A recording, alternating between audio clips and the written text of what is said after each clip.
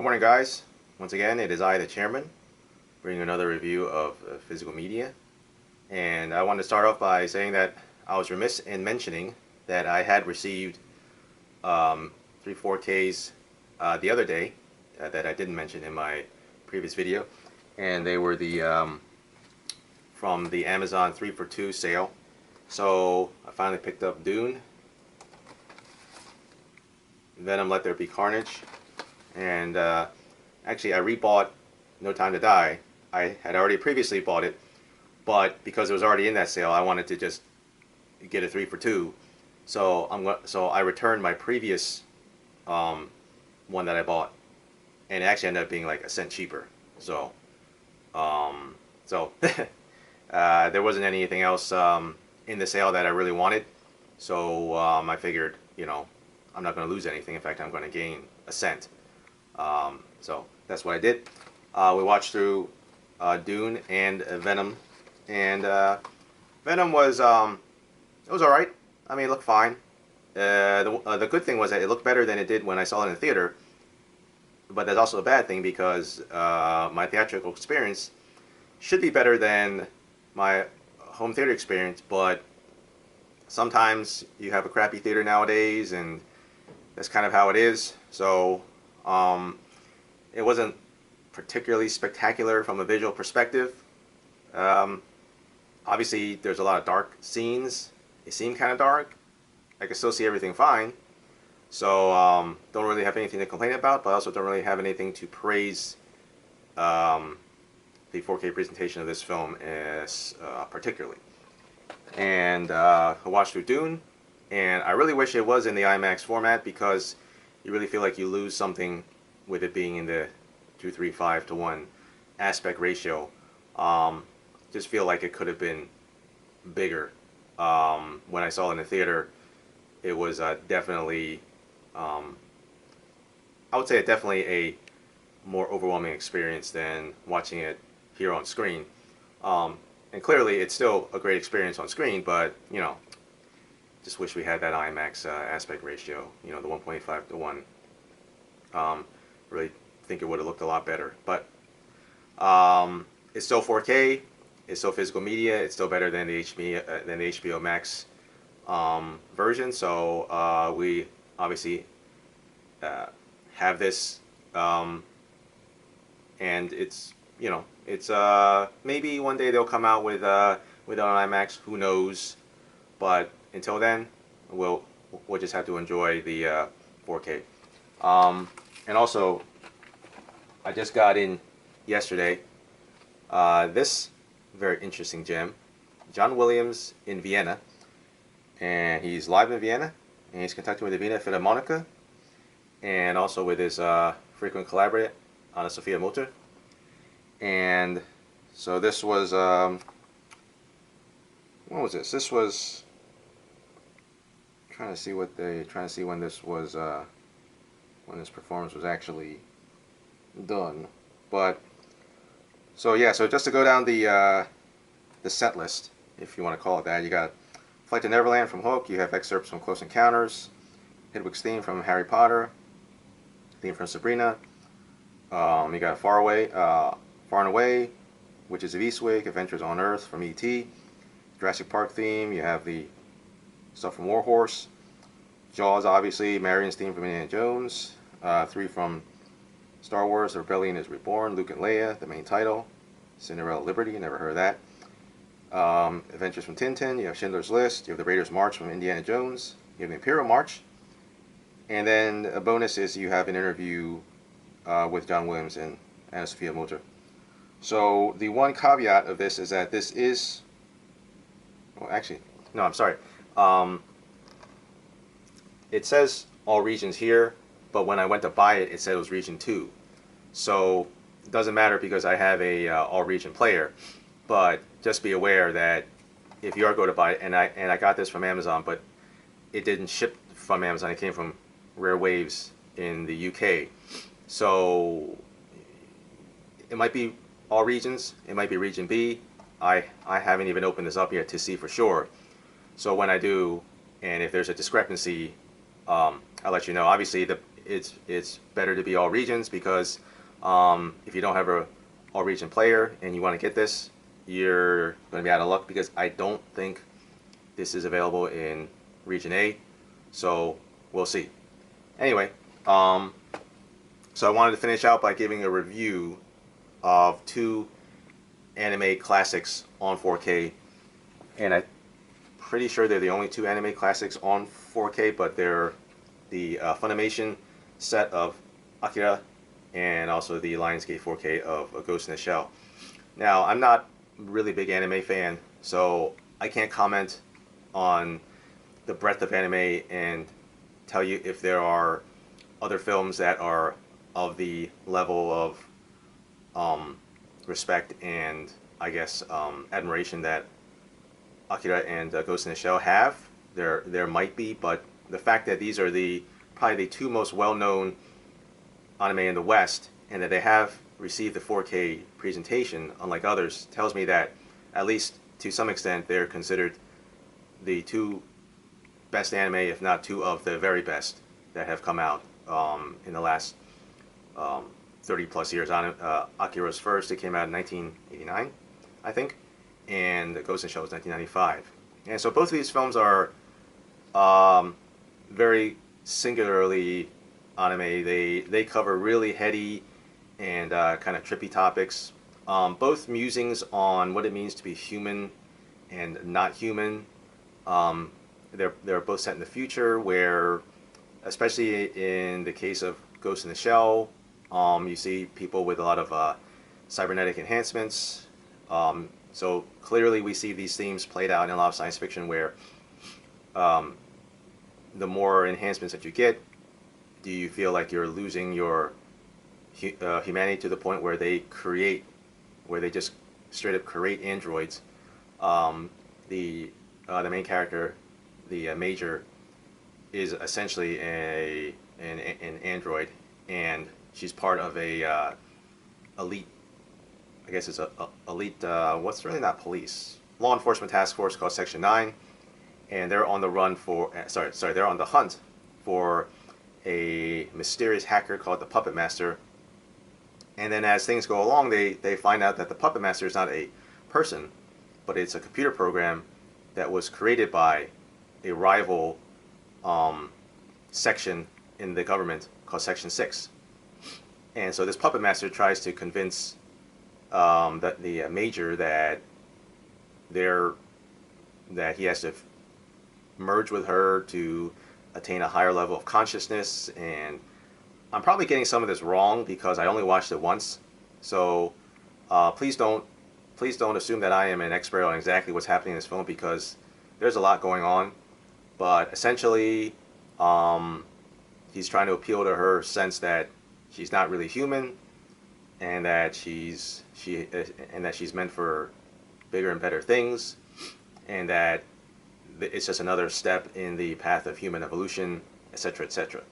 The reason I talk about Ghost in the Shell first is because we actually watched this first, and even though I bought this later, and I had Akira, and I put Akira in, and only watched like the first 5 minutes. I kind of lost interest, and then I put it away. And then later on, after my son and I watched Ghost in the Shell, we said, hey, let's put on Akira, because why not? You know, kind of have a anime theme going on.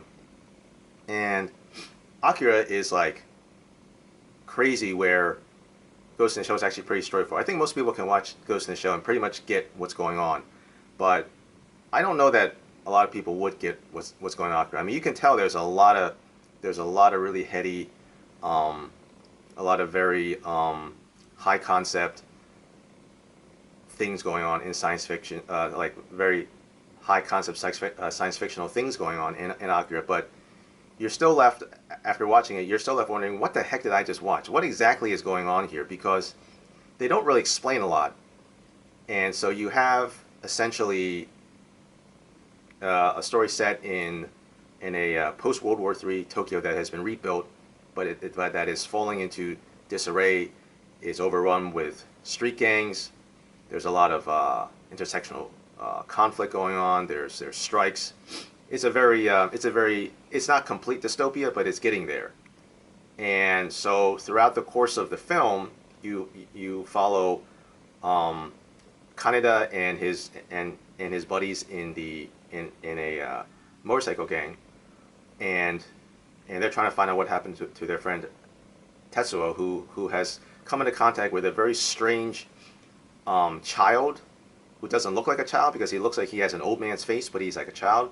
And Tetsuo has somehow absorbed a crazy amount of power from this kid, and he's been sequestered away in a secret government hospital being looked over and researched over, and suddenly Tetsuo starts developing Super Saiyan powers of telekinesis and telepathy, and he becomes like almost god level in terms of his power. And so it turns out that there was some kind of a government program looking into telepaths and telekinetics, and it's all very like Legion kind of in terms of trying to find out like the next Professor X, and it has a very much of a vibe of like X-Men. And so then Akira is, I think, the ultimate version of this program.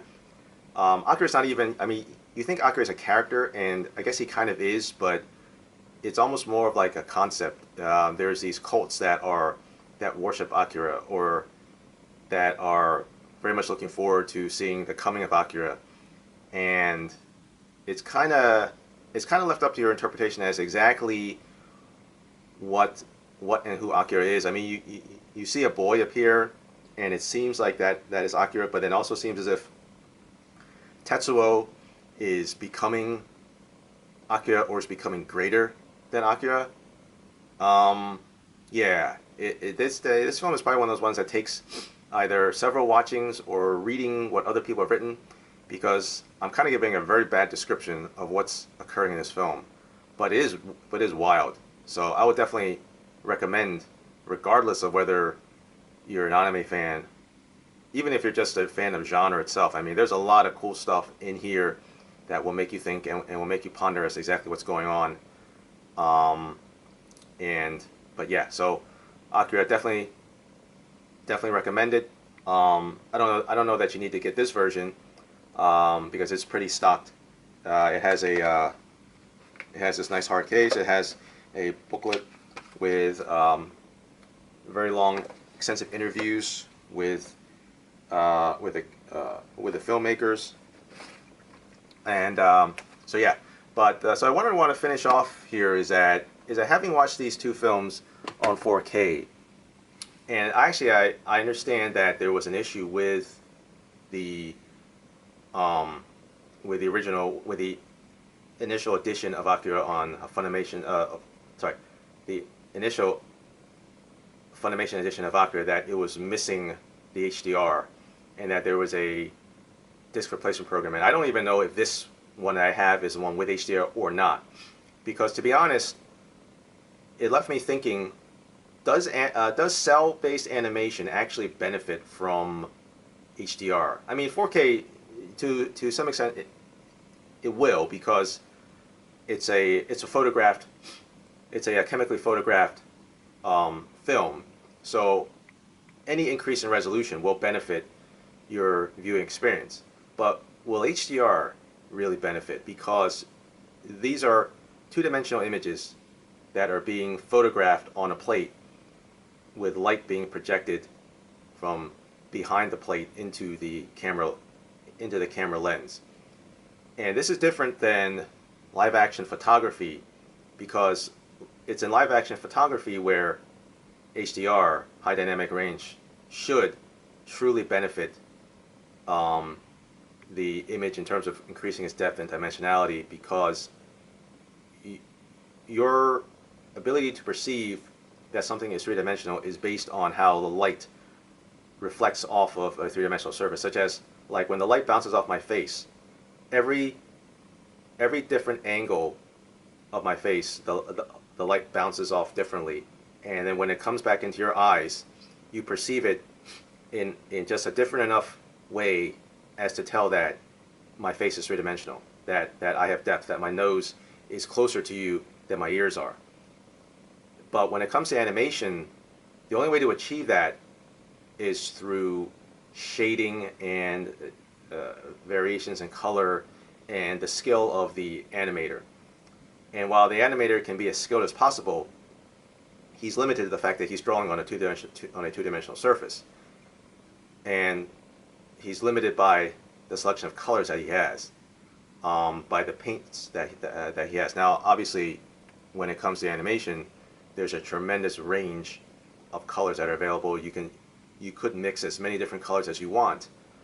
However, you have to decide on what colors you want to use.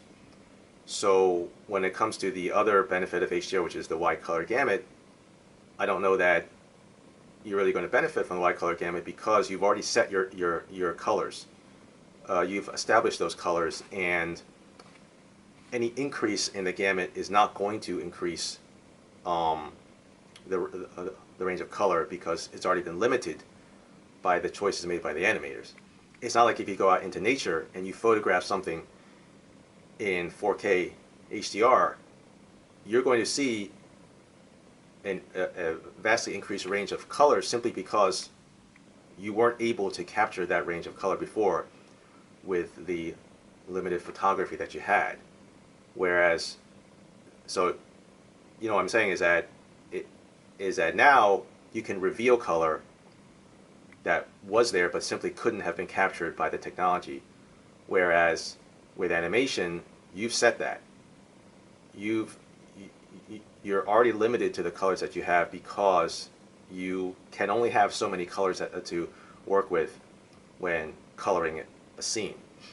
And then also in terms of the clarity, well, you're limited simply because you have lines. You have, like, every object has lines around it, and so you can't make those lines more clear than what they are.